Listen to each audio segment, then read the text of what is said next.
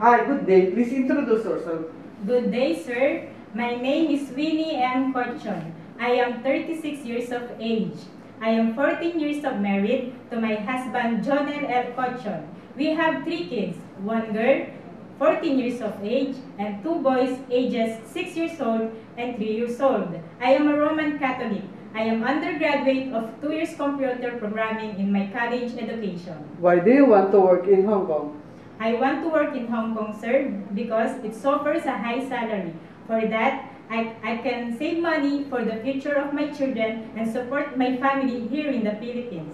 Do you have working experience abroad as a domestic helper? No, sir, but I have 2 years experience as a domestic helper here in the Philippines. I serve 3 members of the family, 2 adults and 1 child. What are your duties and responsibilities to your employer? My duties and responsibilities are taking care of their child, cleaning the house, cooking food, laundry, ironing, washing the dishes, and gardening, sir. Did you take care of baby, child, or elderly? I can take your child, sir. Can you tell us how can you take care of a child?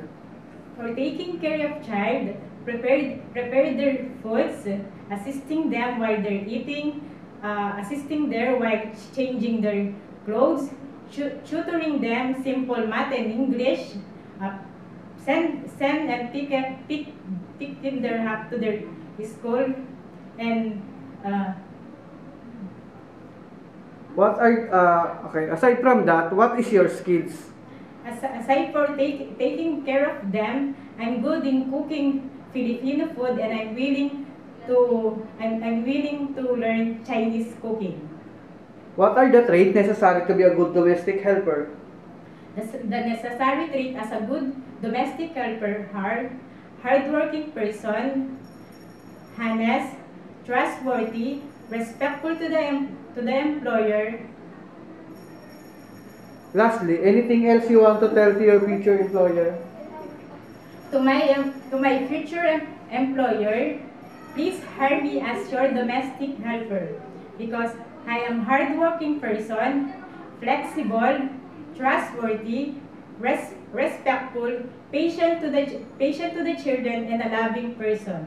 Rest assured that I will do my duties and responsibilities and finish my 2 years contract. Thank you, ma'am, sir. Hoping to see you soon. God bless.